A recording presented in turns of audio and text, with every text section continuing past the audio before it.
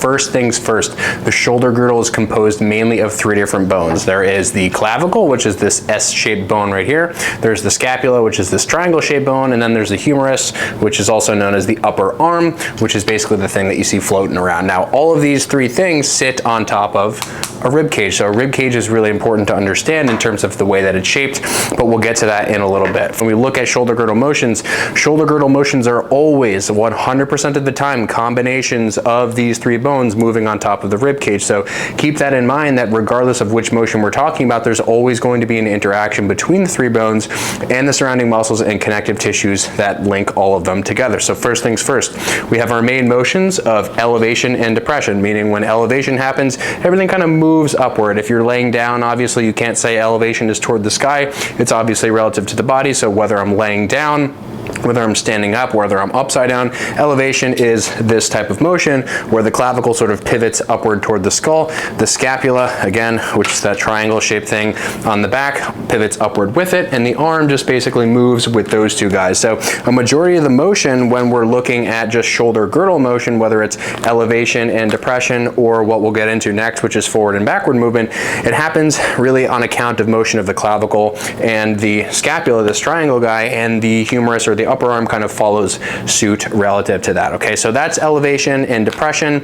Depression is just the reverse of elevation, and if we're training depression or if we're training elevation, the only difference between these 2 things is really which direction you're holding a load or which direction a load is pulling you. So if you're doing a shrug and you're training the action of elevation, it's because this is pulling you downward, a dumbbell, a barbell, what have you.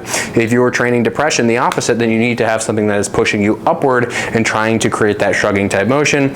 Either way, it's the same joint action, just loaded in different directions. Now, protraction and retraction are 2 fancy terms to basically just say motion toward the front of the body and then motion toward the back side of the body in terms of the sliding of the clavicle and the shoulder blade. So protraction from the back will look something like this, where the shoulder blade kind of sneaks away from the spine, and retraction will look like the opposite, where the shoulder blade comes back and inward toward the spine. And if we were able to actually look at the clavicle from a top-down view, what it would look like is it would look like sort of a pivoting like this, where protraction, if you're looking, from above, picture that you watching from the camera are looking down and someone's head is over here. Protraction would be this thing moving forward, and retraction would be this thing moving backward. Now, notice that because the clavicle is S-shaped, it is S-shaped for a reason, so that, and maybe this view will be the best, when I move into retraction, it doesn't bump into anything that would be important for it not to bump into on the shoulder blade. So see how it kind of has that S-shaped curve, and then when it moves forward, it's capable of traveling forward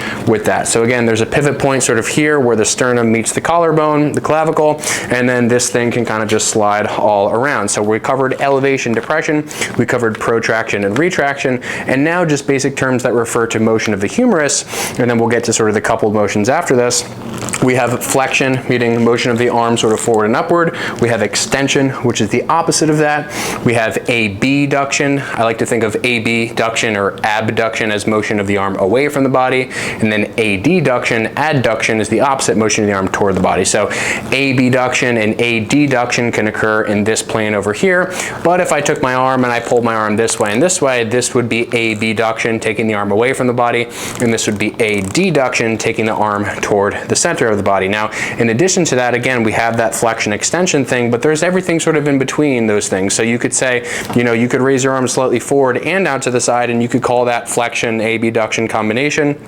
Technically speaking, you could also call that scaption, which is just like a combination of those motions. But whether you're talking about flexion, again, arm forward, or extension, arm backward, or abduction out to the side, adduction, the opposite of that, a lot of times motions end up being combinations of all those things, but just in terms of basic terminology, whether it's you learning in a textbook or a course or something, those are what those terms are referring to. Now, in addition to the flexion, extension, abduction, adduction stuff, we also have a little bit of rotation. Internal and external rotation are basically just exactly what they sound like, where internal rotation is motion of the arm in a rotating way, sort of inward, and external rotation is the opposite of that. Now, you could be in a in a higher angle position up and out here, and external rotation would be that same sort of emotion, and internal rotation would be that same sort of emotion. So on a live person, it would look like external, internal, or if I were up here, external, internal, and I'm using my hand to sort of illustrate that. I could also have my arm straight, and I could go through that rotation here or wherever my arm might be in space. space. So again, just to cover, again, we have flexion, extension, abduction, adduction, internal and external rotation, and then we have the associated scapular motions of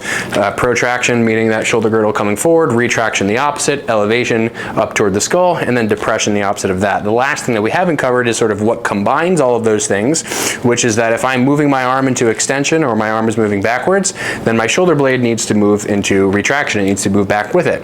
If I am bringing my arm forwards and upwards or across my body, that protraction needs to follow suit. If I'm raising my arm upward this way, the only thing we haven't covered is what's called upward rotation of the scapula, which is basically just my arm gets to a certain point, and as you'll see as I continue to raise my arm, my scapula needs to rotate upwardly, which is basically just that socket sort of pointing more up to the sky or wherever, you know, the direction of my upper arm happens to be. So this would be something like upward rotation, and then the opposite of that would be downward rotation. And again, the associated motions would be, you know, if I'm moving into flexion or elevation, that upward rotation would accompany me, and that downward rotation would accompany me if I were moving more into extension to a point where obviously I'm now moving into a more retraction. So those are all the basic terminologies, and in addition what they sort of look like on an actual mobile skeleton. Hopefully that was helpful. If you have any questions about any of the associated actions or sort of anything in relationship to these concepts, definitely ask them below. I know it can be tricky to get down at first, and I know I went through it pretty quickly, but hopefully that was concise and that was clear and the waters aren't too muddied. So again, drop some comments if you have questions about it. I'm happy to get to it. I'm happy to expound on anything here.